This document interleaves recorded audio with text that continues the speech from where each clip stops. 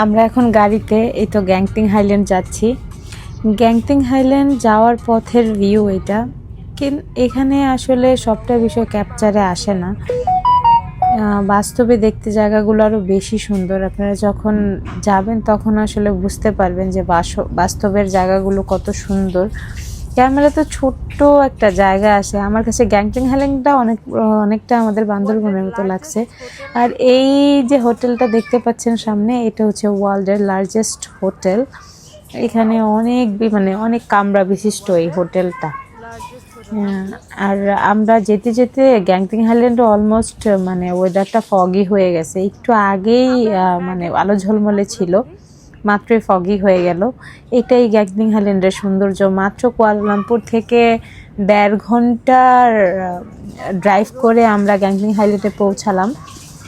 আর এর মধ্যে এত সুন্দর ভিউ, অবিশ্বাস্য। আমি তো ভাবছি কি যে এখানে এত বেশি ঠান্ডা নাই, আর কুয়ালালামপুর যেহেতু এত গরম, তার মানে গ্যাংটিং হাইল্যান্ড ঠান্ডা হইলে আর কত হবে ভাই। লিটারেলি এত ঠান্ডা হবে আমি কল্পনাও করতে পারিনি। এই যে গ্যাংটিং হাইল্যান্ডের ওপর থেকে ভিউটা অসাধারণ। এরকম জায়গায় গেলে হয় কি যে স্রষ্টার প্রশংসা না করে পারা যায় না।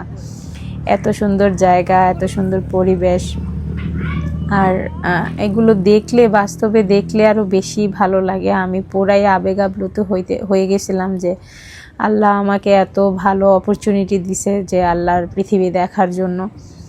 আমি ইমোশনাল হয়ে যাচ্ছিলাম বারবার, আর বারবার মনে মনে সৃষ্টিকর্তার প্রশংসা করছিলাম যে এত সুন্দর জায়গা।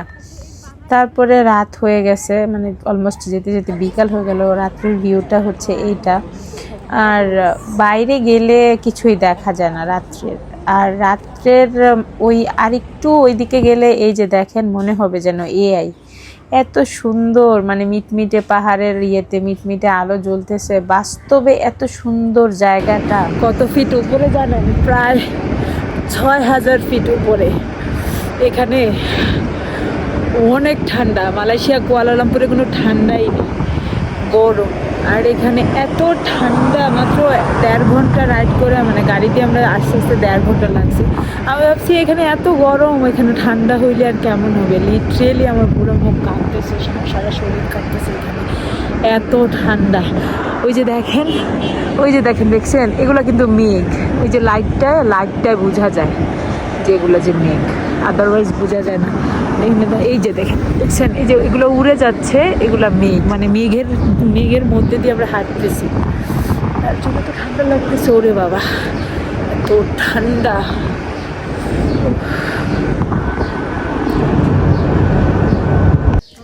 এই তো এটা হচ্ছে চাইনিজদের একটা মন্দির। এই মন্দিরটার ভিউটাও অনেক অনেক সুন্দর। আর এই যে লাল লাল ছোট ছোট বলের মতো দেখতে পাচ্ছেন, এগুলো দিয়ে আসলে প্রথম আমি জিজ্ঞেস করছি যে এগুলো কেন। পুরা কুয়ালালামপুর বলেন, গ্যাংটিং হাইল্যান্ড বলেন, সব কিছু এগুলো দিয়ে ডেকোরেশন করা। পরে কেউ একজন বললো যে চাইনিজ নিউ ইয়ারের উপলক্ষে তারা এগুলো ডেকোরেশন করে। আর মালয়েশিয়াতে মালাই পিপল আর চাইনিজ পিপলদের আমার মোটামুটি সেমই লাগে। মনে হয় চাইনিজরা যে একটু লম্বা ওদের থেকে maybe, but I don't know, I am not sure about that, but এরকমই মনে হয়েছে আমার কিছুটা। আর এই যে হচ্ছে এর জন্যই হচ্ছে এগুলো সাজানো। আর পুরাটা শহরই অনেক সুন্দর করে ডেকোরেশন করা। এগুলো দিয়ে অন্যরকম একটা ফিল আসে, দেখলে মনে হয় উৎসব লাগে। খুব ভালো সময় আসছি মালয়েশিয়াতে আমি। আর এটা ছিল চাইনিজদেরই একটা মন্দির।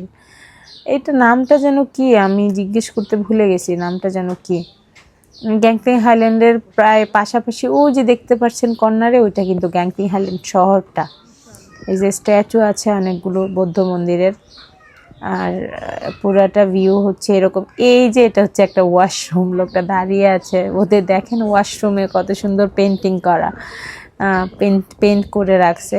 এই যে ওয়াশরুম, এটা ওদের দেশের সব কিছুই আসলে আমাদের দেশ থেকে ওরা অনেক আগায় আছে। যদিও প্রথম ঢুকে আমার কাছে জঙ্গল ছাড়া দেশটাকে কিছুই মনে হয় না, কিন্তু যতই গভীরে গেলাম দেখলাম যে না, ওদের দেশ আসলে ইকোনমির দিক থেকে বলেন আর সভ্যতার দিক থেকে বলেন, সব কিছুই আমাদের থেকে আগায় গেছে অনেক।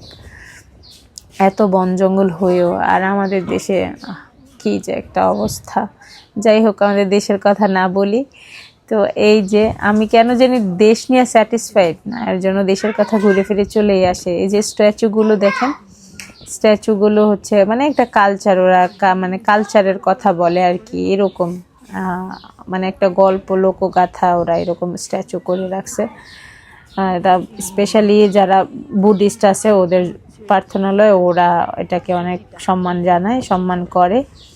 আমি অলমোস্ট এগুলো ঘোরাঘুরি করতে করতে ক্লান্ত হয়ে গেছিলাম। দেন আর একটু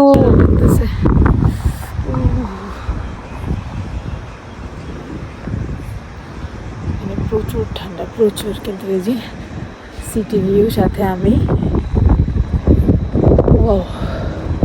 অনেক কাম, ঠান্ডা। মানে সব কিছু আমাদের দেশের মতো তো কাপ ঝাপ নাই, মানে দেখলাম যে শ্রীলঙ্কায় ওই রকম, তারপরে হচ্ছে এইখানেও মানে মানুষরা কাউকে বিরক্ত করে না, যে যার মতো থাকে আর কি। তারপর আমি অনেক ক্ষুধার্ত ছিলাম। মালয়েশিয়াতে গিয়ে সেই শাড়িটা আবার পরছি। মালয়েশিয়াতে গিয়ে আমার মন চাচ্ছিল শাড়িটা।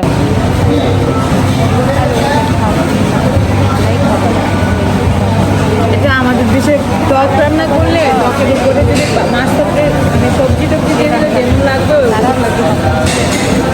ব্যবহার করে, কিন্তু ওদের খাবারটা আমার কাছে মজা লাগছে।